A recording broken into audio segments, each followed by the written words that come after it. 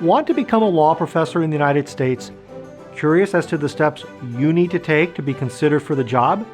Today I describe the most common path for becoming a law professor and a few less traveled roads. Hi, this is Professor Beau Baez. Becoming a law professor is a long and arduous path, beginning with the application process and then, for some, becoming a full professor with tenure.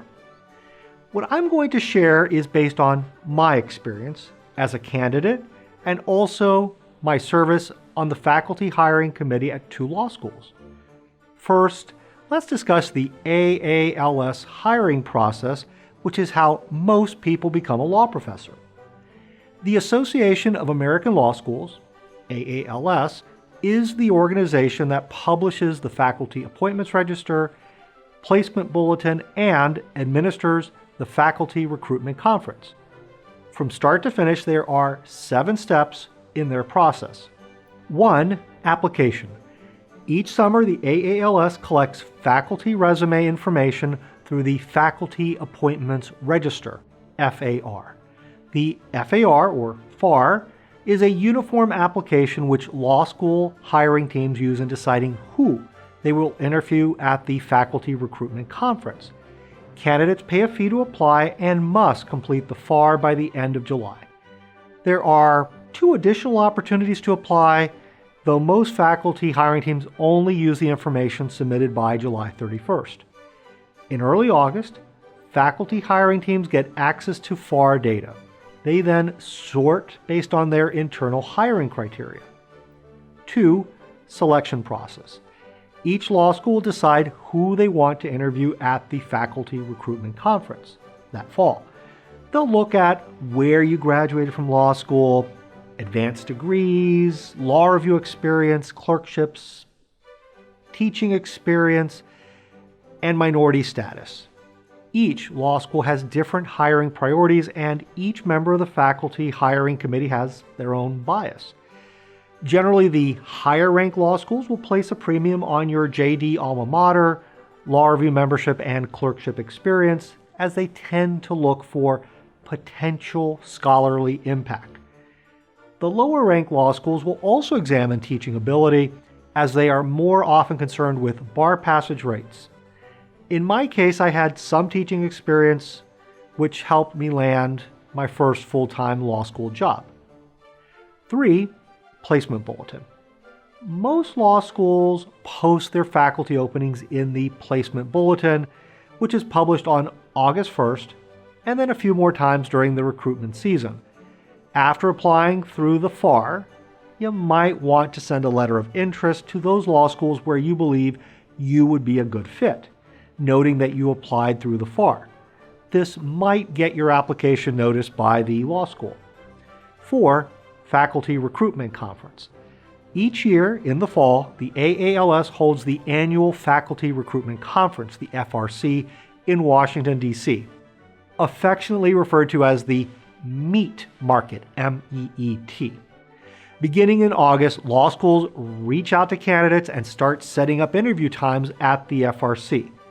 Law schools that are hiring through that process will send 1 or more hiring teams to DC, where they interview candidates over 2 days. The interviews last 20 to 25 minutes, which provides candidates with a 5-minute run to their next interview. Think of this event as speed dating, with the hiring committee looking for 3 to 5 candidates to invite back to campus for each opening. Top prospects have interviews almost at every time slot, but if you only get 1 or 2 invitations, you probably should consider not even going to the conference. When I went through the process, I interviewed with 5 law schools. 5. Campus interview selection. The faculty hiring committee will rank candidates for the coveted on-campus interview with the entire faculty. The top candidates will hear back within a few days, as law schools are vying to get them to their schools early in the process. But realistically, don't expect to hear back from a law school right away. It might take a couple of weeks. 6. Campus interview. The campus interview usually begins with a meal the night before the on-campus interview. Though informal, the faculty members at the dinner are assessing you. Though rare, one candidate I had dinner with failed the dinner interview by acting like a complete jerk, yelling at the waitress when she brought out the wrong order. The next day will be a series of interviews with faculty, maybe staff, sometimes with students, and usually ending with a one-on-one meeting with the dean. In addition to the interviews, you'll need to conduct a job talk. The vast majority of law schools will want you to discuss a topic that demonstrates scholarly potential. For example, my job talk dealt with the dormant Commerce Clause issues in sales and use tax collection. Exciting, right? The faculty will then ask questions either during or after the talk, probing your intellectual abilities. A few law schools might ask for a teaching demonstration instead. The interview process is usually completed by the beginning of December. 7. Faculty recommendation. The faculty then meets to discuss the candidates and give their recommendations to the dean, who makes the ultimate decision. The faculty usually can't meet till the middle of January once they are back from the Christmas break. The faculty will rank the acceptable candidates, thereby giving the dean some flexibility. By the way, the dean doesn't have a lot of flexibility in the amount of pay, which can be a sticking point for those coming from private practice. Most people take a significant pay cut when they join a law school faculty. For me, I took a 40% pay cut, and that was moving out of government into teaching.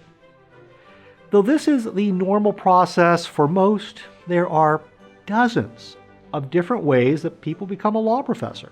Here are a few I'm familiar with. 1. Some great adjunct professors are able to make the jump to tenure-track professor. 2. Demonstrated willingness to work at a law school that has problems attracting and retaining faculty. This might include law schools in small towns, very cold parts of the country, or some faith-based law schools.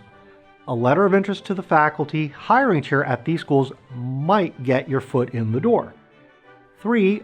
A personal connection with the dean. A law school dean can make temporary visiting appointments to the law school, providing that person with experience that they can then leverage for a full-time position at that school or another law school. If you have questions on becoming a law professor, leave me a comment below and I'll try to answer it for you. New videos every other Wednesday, so hit the subscribe and bell button so you can become a better student and a better lawyer.